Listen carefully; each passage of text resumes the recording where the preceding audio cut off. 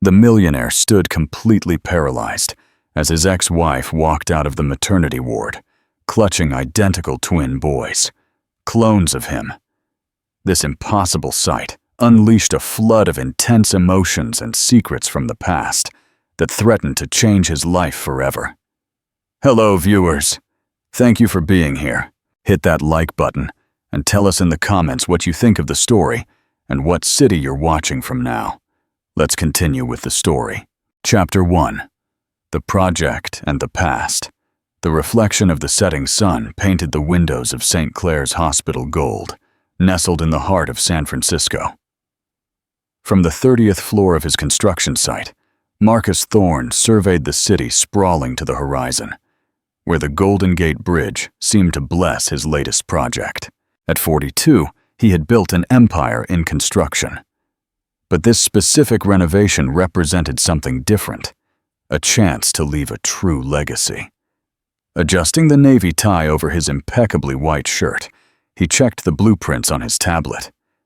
The numbers were impressive. $200 million invested in the complete modernization of one of the country's most traditional hospitals. Mr. Thorn, his assistant Cynthia interrupted his thoughts. The investors' meeting starts in 15 minutes. Prepare the Q3 presentation. I want to show them how far ahead of schedule we are. The conference room was his personal stage. Gentlemen, he began, his voice deep. What you are about to see is not just a hospital renovation. It's a revolution in private healthcare in the Bay Area. Here was his element. Numbers, projections, strategies. It was simpler than relationships, more predictable than emotions. Since his divorce 5 years ago, Marcus had dedicated himself exclusively to work. And what about the maternity wing? Asked one of the older investors. I read something about a specific reform there. For a brief moment, something flickered in Marcus's composure. The maternity wing. That project was particularly delicate, laden with memories he preferred to keep locked away. The maternity ward will receive special attention, he replied, quickly recovering his composure. It will be a center of excellence with state-of-the-art technology and superior comfort. Later that afternoon, Marcus decided to conduct a personal inspection. It was his ritual, maintaining control over every aspect. The hospital held special meaning for him, though he'd never admit it. It was here, in these very corridors, that his story with Eleanor began. Eleanor, the name still caused a pang in his chest. She was a medical resident when they met.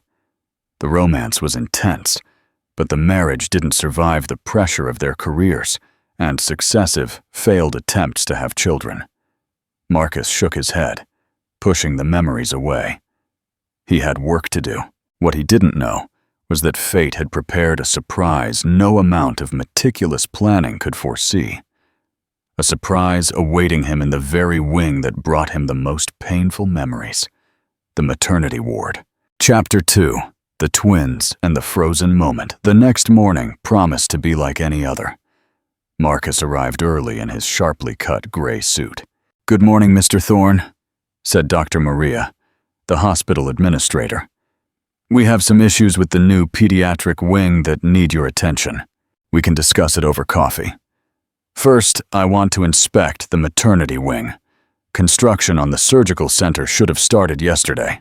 Dr. Maria hesitated. Perhaps it's best left for later. They're running some important procedures this morning. All the more reason to check that the construction noise isn't interfering. He cut in, heading for the elevators. The elevator climbed smoothly to the 5th floor. The doors opened to a corridor, partially isolated by screens separating the construction area from the functioning ward. Marcus stepped past the first barrier. That's when he heard a baby crying, followed by another, in a duet that echoed down the hall. Not uncommon, of course. He was in the maternity ward, but something about that specific sound made his heart skip a beat. Following instinct, Marcus rounded the last screen, and then time stopped. Less than 10 feet away, walking out of the neonatal unit, was Eleanor. Her dark hair, though shorter, framed the same face that populated his deepest memories. But that wasn't what paralyzed him. In her arms, nestled with all the delicacy in the world, were two babies. The world around him dissolved into a dull roar. Marcus felt his legs weaken, but years of self-control kept him upright. The babies stirred in Eleanor's arms, and that's when he saw them clearly for the first time.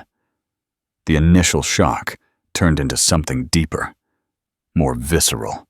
Those tiny faces were like looking at his own baby photos.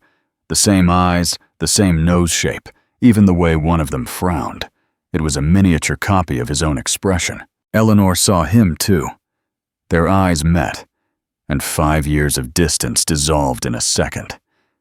She paled, pressing the babies to her chest in an instinctive protective gesture. "Marcus," she murmured, barely a whisper. He took a step forward, then another. "Eleanor!" His voice was rough, almost unrecognizable. "What? What is this?" One of the babies chose that moment to sigh, turning his face toward Marcus. The movement was like a dagger in his chest.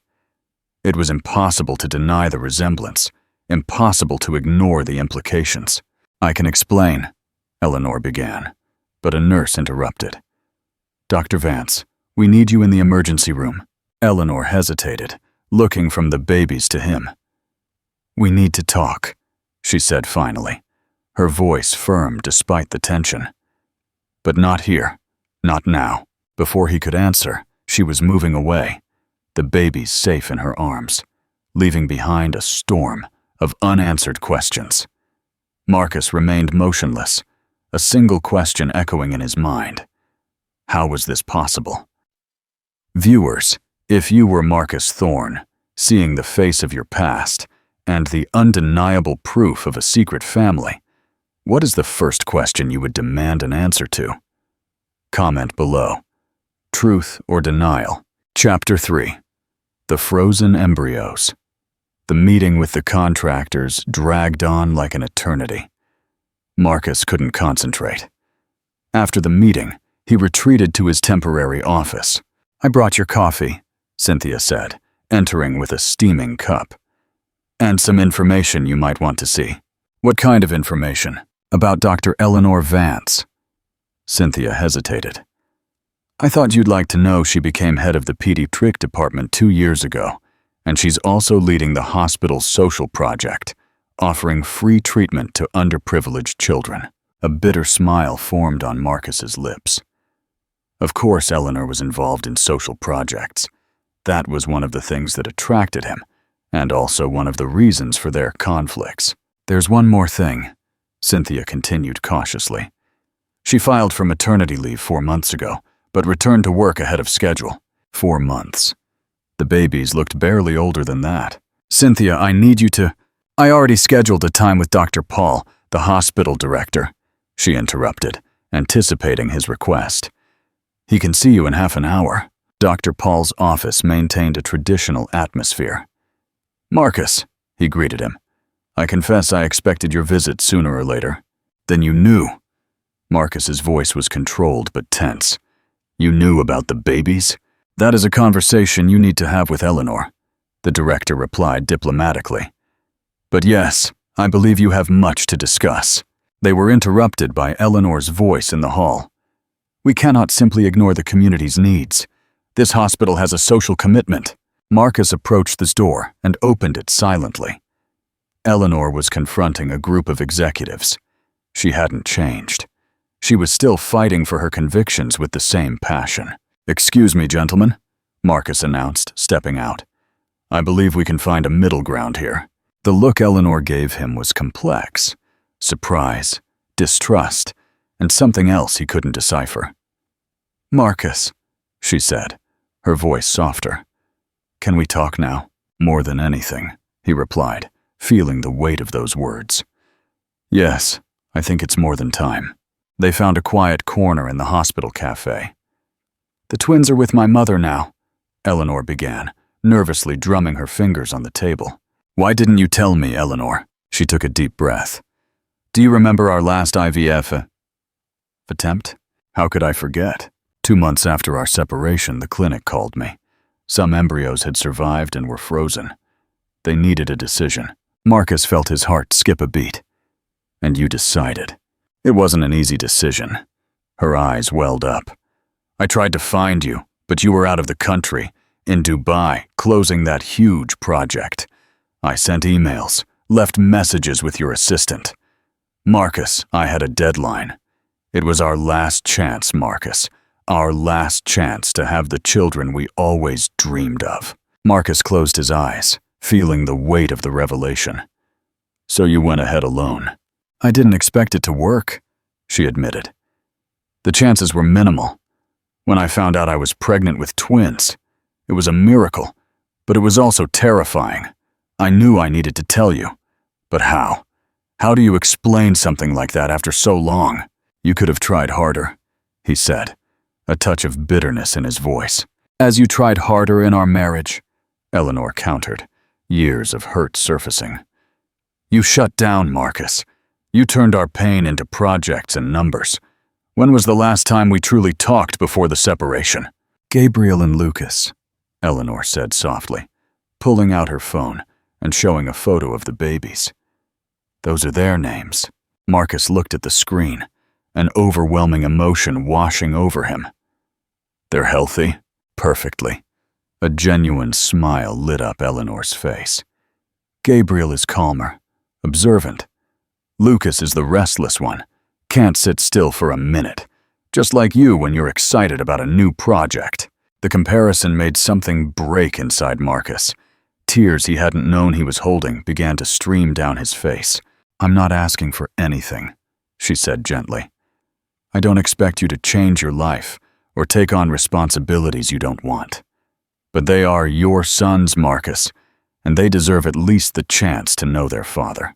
I want to, he replied immediately, surprising them both with the certainty in his voice. I want to know them, Eleanor.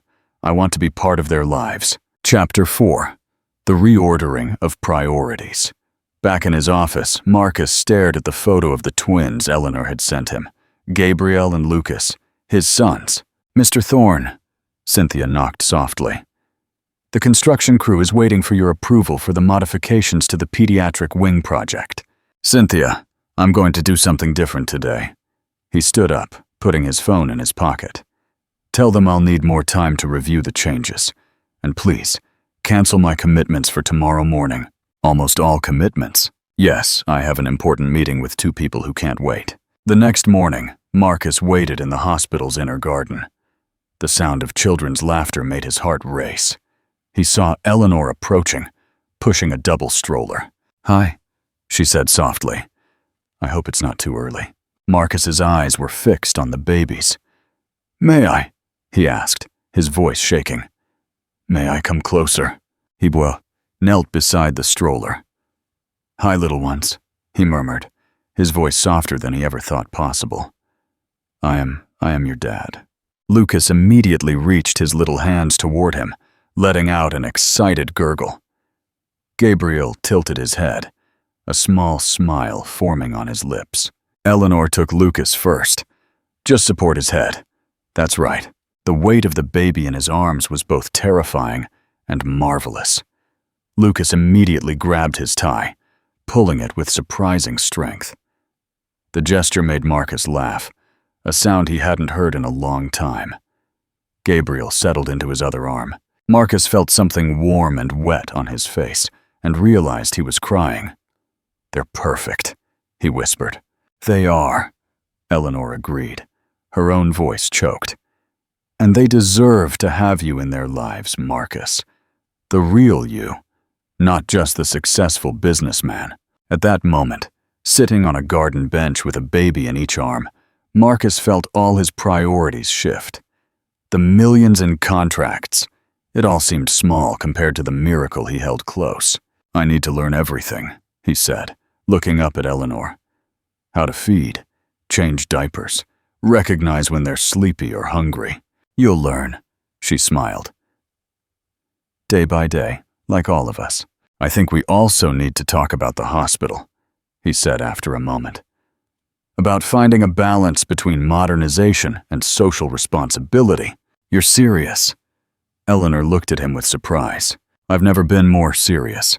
Our sons will grow up seeing this place as part of their lives. I want them to be proud, not just of the structure, but of the purpose. Chapter 5. Corporate Blackmail and Public Truth. The news of the twins spread like wildfire. Gordon Miller, Marcus's biggest construction rival, sent a veiled threat. Interesting how certain coincidences happen, isn't it?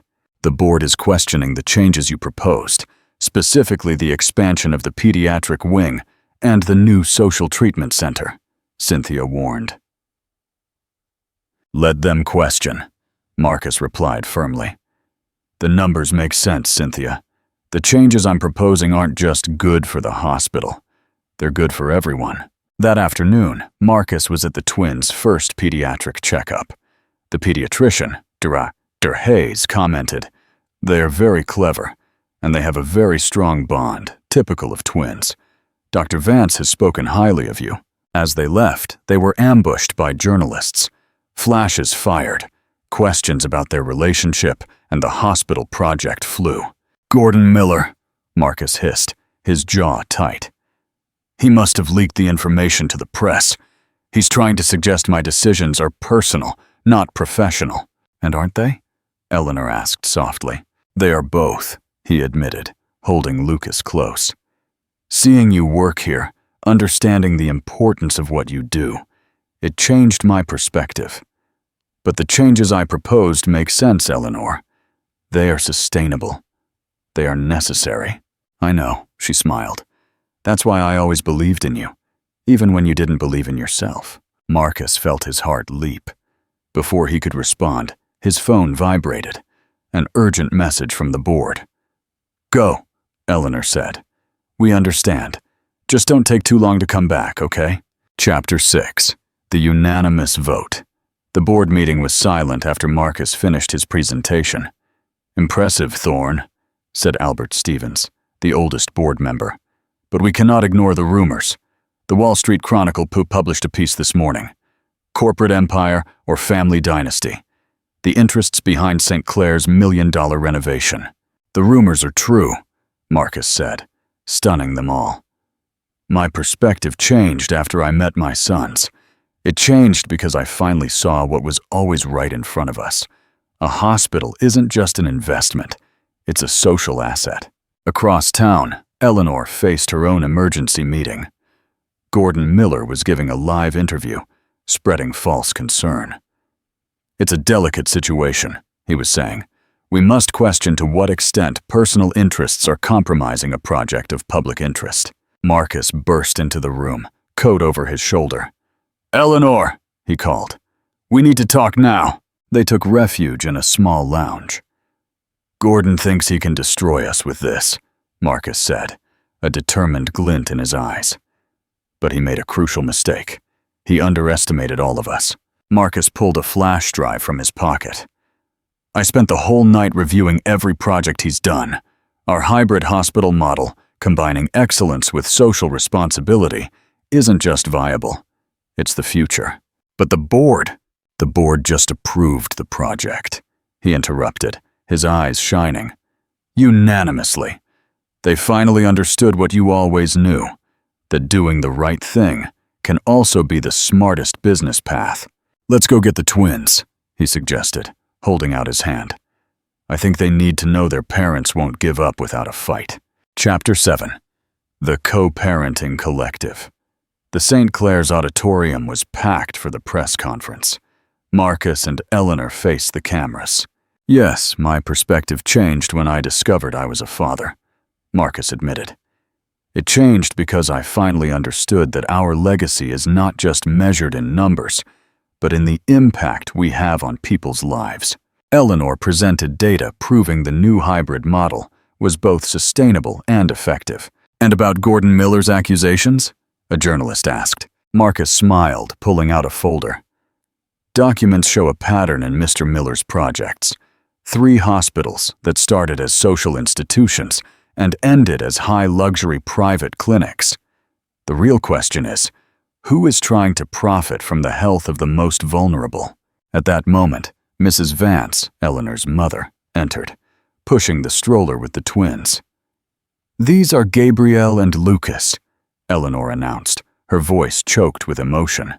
"They are proof that miracles happen, and they are the reason we fight for a hospital that is more than a business, a place of hope for all families." Marcus and Eleanor each picked up a twin and stood as a complete family before the cameras. Lucas, gurgling, played with Marcus's tie. "Any questions?" Marcus challenged, a genuine smile illuminating his face. The auditorium erupted in laughter and applause. The cameras captured the true story, not a corporate scandal, but a family that found its way back through courage and love. The days that followed brought complete transformation to the hospital. The Thorn-Vance effect, the idea that business efficiency and social responsibility were not mutually exclusive, was becoming a case study. Chapter 8. The Proposal in Santa Teresa. One day, observing the recovery of a young cancer patient, Marcus received a message from Eleanor with a photo of the twins. "Your sons are planning a revolution. I need backup." He found her in his office. "I have an idea to discuss with you. What about bringing the boys to meet the children in pediatrics?" "That would be wonderful." Eleanor's eyes shone. They sat on the small office sofa, sharing the home-cooked lunch Eleanor had brought. "You're an incredible father, Marcus," she said. "Better than I ever imagined." "I had a good teacher," he replied, looking into her eyes. "And excellent motivators." After a full day, the board approved the program's expansion. Marcus turned to Eleanor in front of everyone. "Do you want to have dinner with me tonight? Just the two of us?" The restaurant, high in the hills overlooking Sausalito, was intimate and magical. The waiter brought the wine. "You remembered," Eleanor said, recognizing the label from their first date. "I remember every detail of that night," he admitted. "When we separated, I thought I was doing the right thing by focusing on work," he confessed, his voice serious. "But I discovered that success without purpose is empty." He reached out, touching her fingers. "When I saw you in that hallway with the twins, it was like the universe slapped me, showing me everything I had lost through fear and pride. I was terrified of getting pregnant because I knew it would bring you back into my life," Eleanor admitted. "But seeing you with the boys, seeing how you changed, it made me realize that sometimes the greatest fears lead to the greatest joys." "Then, do you think we can try to build this new version of us?" he asked. "It won't be easy," she warned. "And that's exactly why it will work," he completed. "Because now we understand that the most important things in life don't appear in financial reports or medical charts." He pulled an envelope from his jacket. "The final project for the new pediatric wing. I made a slight modification in the design." Eleanor gasped, seeing the dedication plaque. "The Gabriel and Lucas wing, because every miracle deserves a chance." Epilogue. Chosen love, perfect life. The next morning, Marcus was up early, holding a freshly awakened Gabriel. Eleanor soon joined them. "Today is a big day, son," he murmured. "We are starting a new chapter." The inauguration of the Gabriel and Lucas wing was a celebration of hope. Marcus, with Eleanor and the twins by his side, stood proudly. "This is more than just a renovated hospital," Eleanor spoke into the microphone. "It is a dream realized, a model of how we can unite business efficiency with social commitment." After the applause, Marcus and Eleanor remained in the garden. "Anna Julia went home yesterday, completely cured," Eleanor said. "She wants to be a doctor now, to help other children." "I love you," Marcus whispered, pulling her into his arms. "I love you too." Later, watching the twins sleep, Marcus smiled. He knew his true legacy was much bigger than buildings or contracts. It was the love he shared with his chosen family. He had everything he ever wanted. Not a perfect life, but a real life, full of love, purpose, and second chances. A life that began with the impossible sight of two twin boys, bringing their parents back together forever. Thank you for following this incredible journey. If you loved this story of love, redemption, and a $200 legacy, hit the like button, share this video, and subscribe for more stories. Tell us what you think of Marcus's final legacy in the comments. Chapter 9, The Family Vow. The narrative continues 6 months after the inauguration of the Gabriel and Lucas wing. The Matriarch's Challenge. 6 months after the emotional press conference, Marcus and Eleanor's life was a harmonious blend of corporate commitment and domestic chaos. The maternity wing, now fully operational, was a source of immense pride, and the Thorn-Vance effect was being studied nationwide. One crisp Saturday morning, as Marcus was attempting to assemble a complicated Swedish toy for the twins in the sun-drenched living room, his phone rang. It was his mother, Mrs. Evelyn Thorn, a formidable woman, known for her icy demeanor and high social expectations, a side of the family that had remained largely quiet since the media storm. "Marcus, I need to see you." Her voice was crisp. "It's about propriety," he sighed, handing a startled Lucas a soft block. "Mother, Eleanor and I are engaged. We're getting married next month. That is precisely why I must speak with you. I wish to discuss the wedding." Evelyn arrived at the mansion an hour later, dressed immaculately, surveying the toys scattered around the living room with ill-concealed distaste. "You are a thorn, Marcus. You cannot have a wedding in a hospital garden, and you certainly cannot marry a former resident with a secret past in a private ceremony. The Thorn name requires an appropriate setting, the Huntington Hotel ballroom, and a guest list that includes the governor, not just hospital staff. Mother, this isn't about the Thorn name. This is about our family." Marcus met her gaze calmly. "This is our second chance. It's going to be small, meaningful, and focused entirely on Lucas, Gabriel, and Eleanor." Evelyn's composure finally fractured. "Do you not care about your legacy? Or your first wife? You're making a mockery of the life you lost. This woman, with her miracle twins, is a substitute." The accusation hit Marcus hard, touching the lingering guilt he carried for Isabella, his late daughter. "Stop," he said, his voice quiet and firm. "Eleanor is not a substitute. She is my future, and these boys are my salvation.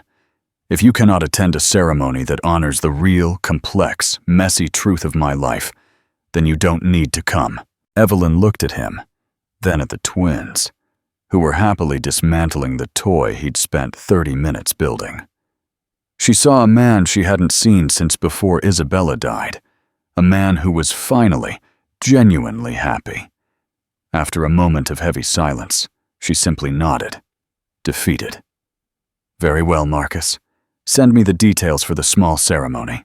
The final ghost, the wedding, was set for a late afternoon in the small, beautiful Japanese tea garden in Golden Gate Park, a compromise between their simple taste and the beauty of San Francisco. 3 days before the wedding, Marcus was leaving the hospital when a small, timid woman approached him. She was thin, carrying a worn suitcase, and looked utterly out of place in the wealthy hospital district. "Mr. Thorn, I need to see Dr. Vance." "She's busy right now. Can I help you?" "I'm Charlotte. I was the administrative assistant who handled the divorce papers 5 years ago, before Cynthia." Marcus's attention sharpened. "Yes?" Charlotte wrung her hands. "I heard you were marrying Dr. Vance. I did something terrible. I was afraid to speak up when your mother left me instructions to never forward any mail from the fertility clinic to your new business email. She paid me handsomely, sir. She hated that Dr. Vance might get pregnant. She wanted you to focus only on work." Marcus felt a cold rage he hadn't felt since discovering Peter's betrayal. His mother, Helena, Evelyn in the English version, had actively sabotaged his connection to the embryos, attempting to sever his last chance at fatherhood. "Did you tell Eleanor?" "No, I thought it would just cause pain. But with the wedding, the new family, I couldn't live with the guilt." Marcus looked at the woman who had held his fate in her hands. He didn't fire her. He simply asked her to write a signed, detailed confession. He knew he needed to confront his mother one last time, armed with the full truth. The tea garden redemption. On the morning of the wedding, Marcus met his mother, Evelyn, privately in a small tea room near the garden. He handed her the confession, written on heavy parchment. Evelyn read it, her face emotionless, but her hands trembled. "You know I did it for your own good, Marcus. That woman was destroying your focus. She represented the messy past. She represented love, Mother. And you stole the truth from me. You stole 5 years I could have spent watching my sons grow. You robbed Eleanor of the chance to tell me herself. You did not protect my legacy. You tried to suffocate my last chance at happiness." He looked at her, the final bitterness leaving his heart. "I forgive you, Mother. Not for your sake, but for mine. Because I refuse to carry your bitterness into my new life. But you will never again interfere with my wife or my children." Evelyn finally broke, tears running down her face. The first time Marcus had seen her cry since Isabella's funeral.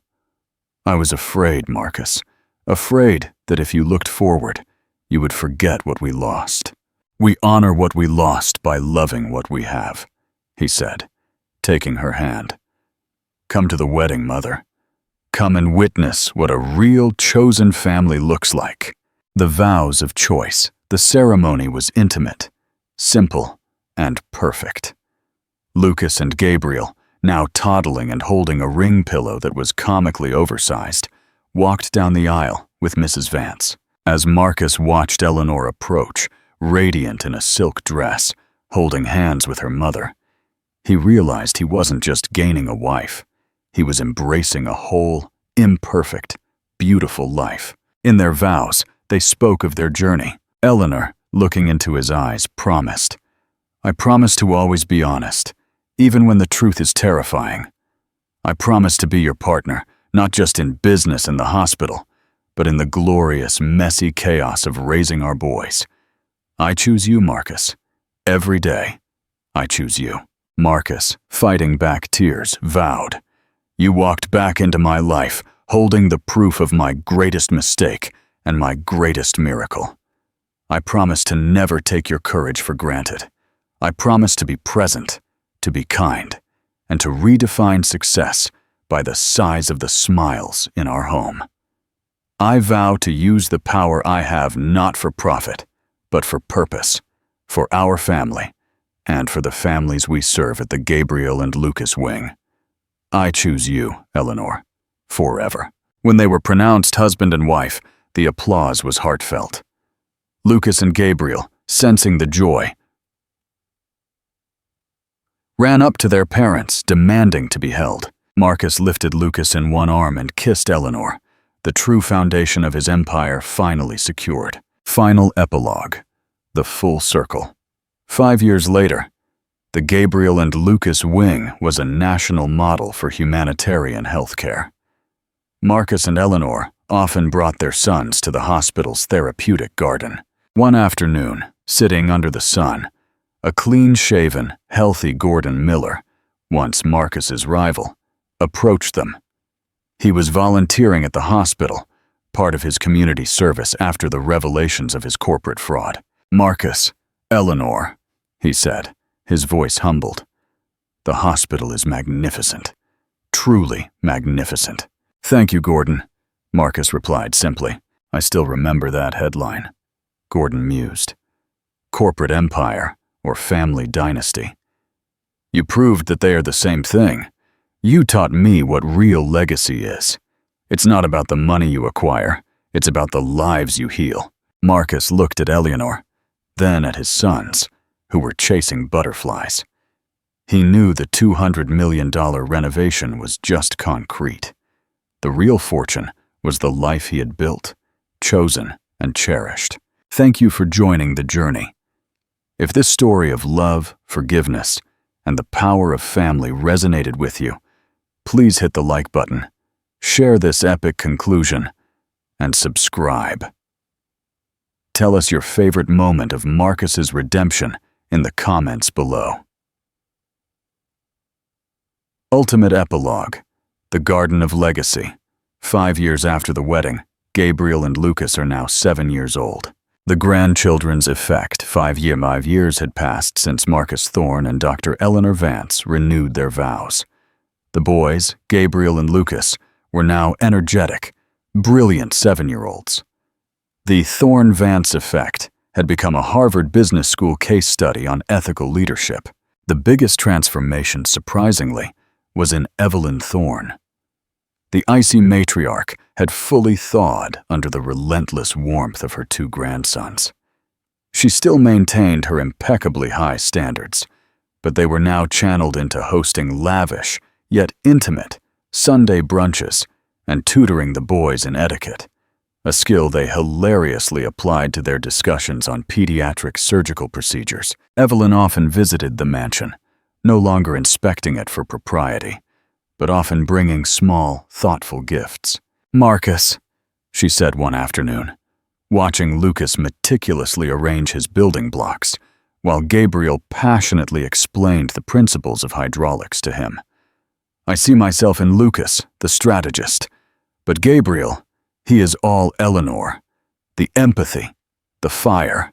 "They are a perfect blend," Marcus smiled, watching his family. He and Eleanor had learned that their differing perspectives, his business acumen, and her clinical idealism, made the foundation and their home stronger. Full circle. The last piece of the past, the old haunting shadow of the past, was finally laid to rest when they decided to sell the massive, emotionally sterile mansion Marcus had inherited. It held too many ghosts of his first, broken marriage and the grief over Isabella. One weekend, as they toured properties, Eleanor brought up a sensitive subject. "I know we talked about this years ago," she began softly, sitting with him in the sunny kitchen of a potential new home near the coast. "But now that we have the space and the boys are thriving, would you ever consider trying for another child? Perhaps adoption? Or even another attempt with the remaining embryos?" Marcus took her hands, his heart full. "When I met you, Eleanor, I thought my chance at family was gone forever. Lucas and Gabriel filled a hole I didn't know existed. But the truth is, I realized my family isn't measured by the number of children we have, but by the love we choose to share." He looked into her eyes. "I am complete. You made me whole. My focus is on being the best father to the 2 miracles we already have. And if we want to expand our love, we can focus all our resources on the children at the wing. That is our legacy." Eleanor smiled, a relieved understanding settling between them. "The Thorn-Vance family is officially closed for biological business, then?" "Absolutely," he laughed, pulling her closer. "We have more than enough chaos for a lifetime."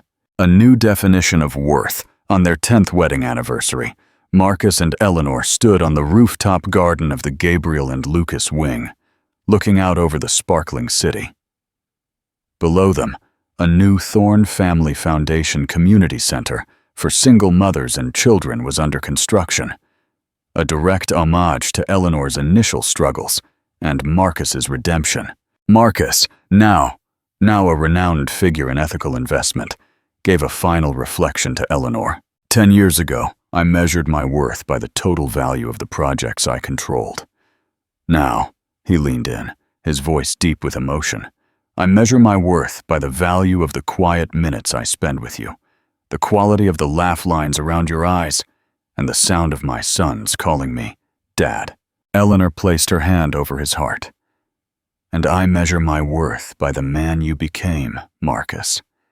The man who chose purpose over profit and family over fear. As they watched the sunset paint the sky in hues of gold and rose, they knew their true empire wasn't built in concrete and steel, but in the unbreakable, chosen love of their unique family. They had turned grief into grace and a painful past into a glorious future. And that is the true, final legacy of Marcus and Eleanor. A story of profound healing and the power of love. If this epic journey inspired you, please leave a final like, share this powerful ending, and subscribe. We hope you carry the spirit of the Thorn-Vance effect with you. Chapter 11. The Inheritance of the Heart. The narrative continues, focusing on a major family event and Evelyn's final gesture. The grandparents' day surprise. The next significant milestone arrived when Gabriel and Lucas turned 10. The boys were thriving. Lucas, the strategist, already negotiating trading cards, and Gabriel, the compassionate one, volunteering at the hospital's therapy dog program. The St. Clair school hosted a special Grandparents' Day, and Evelyn Thorne, the impeccably dressed matriarch, arrived promptly, along with Mrs. Vance, Eleanor's mother, the loving, supportive figure. During the school assembly, the principal announced a surprise award, the Isabella Thorne Memorial Scholarship for Ethical Leadership. Isabella, Marcus's first daughter, had rarely been mentioned publicly, but her memory remained a deep, tender part of Marcus's heart. Evelyn, invited to the stage, stood beside Marcus. Her voice, usually sharp, was laced with emotion as she addressed the parents and students. "When my daughter Isabella was taken from us," Evelyn began, holding back tears, "I thought all hope for a legacy of kindness was lost. I hardened my heart. I pushed away love. I saw life only as a matter of control and profit." She paused, looking directly at Eleanor and Marcus in the audience. "It took the courage of my daughter-in-law, Eleanor, and the birth of my two grandsons, Gabrielle and Lucas, to teach me that love is the true currency of life." Evelyn then looked at Marcus. "The purpose of this scholarship is to honor Isabella's memory by supporting young people who, like the children in the Gabrielle and Lucas wing, put compassion and ethics before ambition." It was a profound moment of public acknowledgement and healing. Evelyn wasn't just accepting Eleanor and the twins. She was integrating their new life with the memory of the life they had lost, finally making the family whole. The final document. The greatest surprise, however, came later that evening. Evelyn called Marcus and Eleanor to her home. She looked older, but softer. She produced a final, sealed document, one she had been working on for years with her lawyers. It wasn't about the Thorne construction fortune. That was already secure. "I am establishing a foundation, independent of the hospital, focused entirely on the emotional and psychological support of single mothers in high-poverty areas of the city," Evelyn announced. She looked at Eleanor. "You, Eleanor, were a single mother facing eviction. You showed tremendous dignity and strength. I never truly apologized for my cruel actions, my interference, my attempts to buy you out." She choked up. "This foundation is my apology. It will be named the Clara Vance Foundation, in honor of your maiden name, to recognize your strength before you were a thorn, and to help other mothers who are fighting the battle you fought." Evelyn, the woman who once measured worth by assets, had dedicated a significant portion of her personal fortune to a foundation honoring the very woman she had tried to destroy. "I need you both to oversee it," Evelyn stated. "It needs Eleanor's heart and Marcus's strategic mind." Marcus and Eleanor were speechless. It was the ultimate act of humility and redemption. They hugged Evelyn, recognizing that the long, painful journey of forgiveness and family was finally complete. The real foundation. Years later, the Clara Vance Foundation had become a beacon of hope across the nation. Marcus retired from active construction, devoting his time entirely to the two philanthropic foundations, ensuring the Thorn-Vance effect was felt far beyond the hospital walls. Lucas, the strategist, was heading to Stanford, already planning how to make the hospital's financial model even more efficient for the poor. Gabrielle, the empath, was focused on pre-med, wanting to work directly with the children in the wing. One evening, Marcus and Eleanor sat on the porch of their new, smaller, warmer home, watching the sunset. "We built a real legacy, Marcus," Eleanor said, leaning into him. "No," he corrected, kissing her forehead. "We didn't build it. We chose it. We chose to heal, we chose to forgive, and we chose to love the messy, beautiful reality we created. He squeezed her hand. Their lives, once defined by loss and ambition, were now defined by purpose, partnership, and the quiet, extraordinary love of a family that was meant to be. And that is the final chapter of their story, a legacy built on the foundation of the heart. Thank you for following the journey of Marcus and Eleanor. If this story inspires you, please leave a final like and subscribe. Grand finale, the quiet triumph of the heart. The narrative focuses on Marcus, years after all major events, reflecting on his life. The legacy of quiet minutes. It was a quiet Sunday evening, years after the twins had left for university. Marcus Thorn, now in his 60s, stood on the newly expanded porch of his family home in Sausalito. The Pacific air was crisp, and the lights of San Francisco twinkled across the bay. He had just finished a video call with Lucas, the financier, who was already successfully integrating the foundation's model into global healthcare investment. Earlier, he had received a photo from Gabriel, the doctor, showing him holding a newborn at the Gabriel and Lucas wing, a child he helped deliver. Eleanor approached him, handing him a glass of Pinot Noir. Her hair now held silver threads, but her eyes, those beautiful, determined eyes, still held the same fire that had stopped him cold in the hospital corridor all those years ago. "You're thinking about the past again, aren't you?" she asked softly, leaning her head on his shoulder. Marcus smiled, looking at the city lights. "I was just recalling that morning. The shock, the sheer, terrifying impossibility of it all. I was a man who believed in control, and life threw me two identical, perfect storms. And what do you see now, Marcus?" He took a slow sip of wine. "I see that the greatest projects of my life were never the skyscrapers. They were you. They were Lucas and Gabriel. They were the children we helped at the wing." He gently took her hand, noting the subtle lines of wisdom and hard work etched there. "I spent my first 40 years defining success by what I could accumulate. I've spent the last 2 decades defining it by what I could give back, and the quality of the quiet minutes I get to spend right here, with you."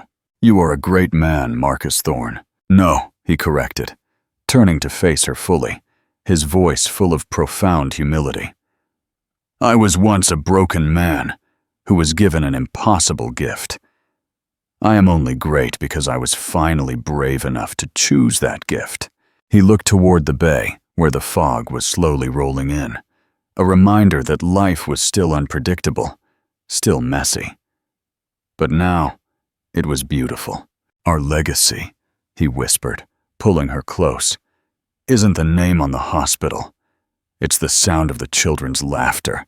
It's the fact that 2 little boys, born against all odds, healed a cold heart and taught an arrogant millionaire that love is the only foundation that never cracks."